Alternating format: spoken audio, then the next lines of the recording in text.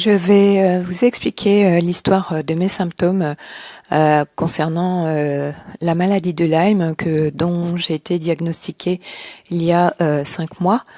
Les premiers symptômes que j'ai ressentis étaient l'insomnie et les douleurs dans les jambes comme des étaux vers l'âge de 20 ans.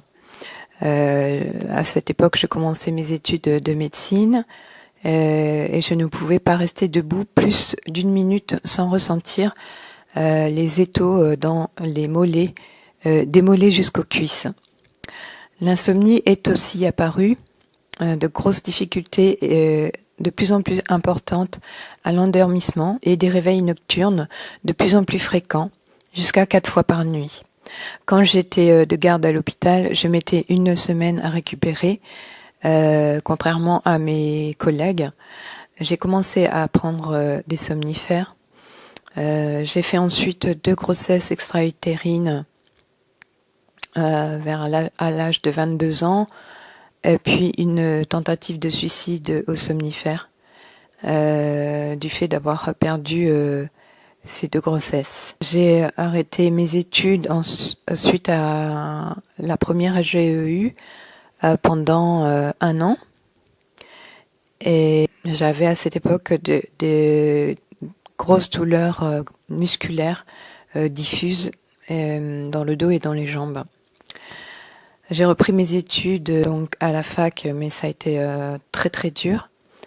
Et le médecin du travail, même s'il ne savait pas ce que j'avais, m'a exempté de garde de nuit, ce qui m'a valu la colère de mes collègues étudiants. J'ai commencé à avoir aussi des troubles urinaires, inversion des commandes nerveuses selon l'urologue que j'avais consulté, et une rééducation qui n'a pas donné de résultat.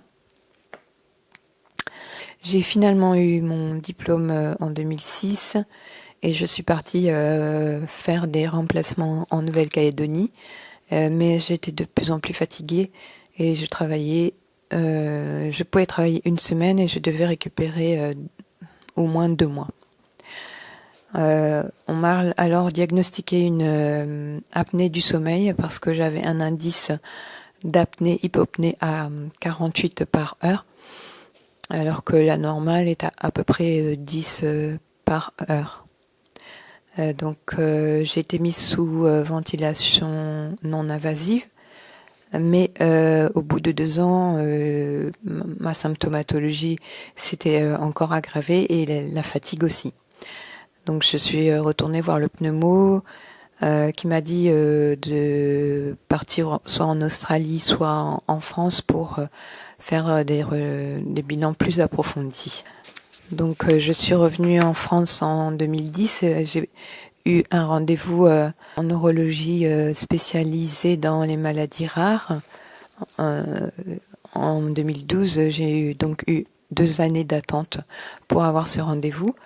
Et le spécialiste des maladies rares m'a dit que j'avais vécu dans l'insécurité affective, financière et matérielle toute ma vie et que je ne pouvais pas être en bonne santé, qu'il fallait que je me trouve un mari et que j'étais comme le canard qui ne dort que d'un œil. Donc la moitié de mon cerveau ne dort jamais. Voilà. Donc ça a été la conclusion de ma consultation que j'avais attendue pendant 2 ans. Je vous laisse imaginer le désarroi. Il ne m'a pas proposé de diagnostic ni d'investigation et en 2013 j'ai vu une neurologue à La Ciotat qui m'a fait une IRM cérébrale et donc m'a diagnostiqué un début de sclérose en plaques. C'est à cette époque que j'ai été mise en invalidité.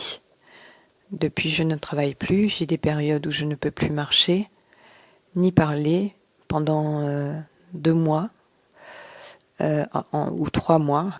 Au mois d'août 2019, j'ai fait un test au microscope électronique puissant et donc le résultat a été neuroborréliose stade 3 avec plusieurs co-infections, dont Bartonella, Rickettsia, Chlamydia. Les sensations de brûlure cutanée sont très très importantes à partir d'une température extérieure à 20 degrés, qu'elle soit une température domestique ou extérieure. Je ne peux dormir sur mon lit parce que ma propre température, ma propre chaleur me donne des brûlures sur mon matelas. Donc je dois m'allonger sur le sol, sur une natte, ce qui est inconfortable et dans tous les cas, je ne peux que très peu dormir durant les périodes d'été qui pour moi durent 5 mois. Et pendant les canicules, c'est juste terrible. Donc forcément, je suis très sensible à tout ce qui est réchauffement climatique parce que je suis directement touchée. Et c'est pour ça aussi que je milite contre ce réchauffement climatique et que les gens puissent prendre chacun leur responsabilité pour que cette planète reste vivable. Quand j'ai des brûlures, des sensations de brûlure cutanée, j'ai aussi des sensations de froid intérieur. Donc c'est très difficile à gérer parce que j'ai froid et j'ai chaud et ma peau brûle, donc je peux pas me couvrir, mais j'ai terriblement froid à l'intérieur. Donc c'est des effets que certaines personnes aussi ressentent quand elles sont Lyme et neuro-Lyme. Voilà. Les articulations sont enflammées. Ce sont des inflammations migratoires. Ça peut toucher les pieds, les chevilles, les genoux, mais ce n'est pas tout le temps les mêmes articulations qui sont douloureuses et gonflées. Ce sont des périodes où je ne peux pas être touchée, ni par personnel médical, ni pas par personne. Donc c'est une maladie qui m'oblige à en fait rester célibataire parce que vous imaginez bien que un homme ne supporterait pas d'être en couple avec une femme qu'on ne peut pas toucher. Donc c'est pour expliquer aussi ce que cette maladie a des répercussions sur ma vie personnelle, affective, professionnelle, sociale, voilà, sur tous les plans. J'ai ma petite famille de chats que j'ai 4 petits chats que j'ai sauvés, j'ai trouvé abandonnés.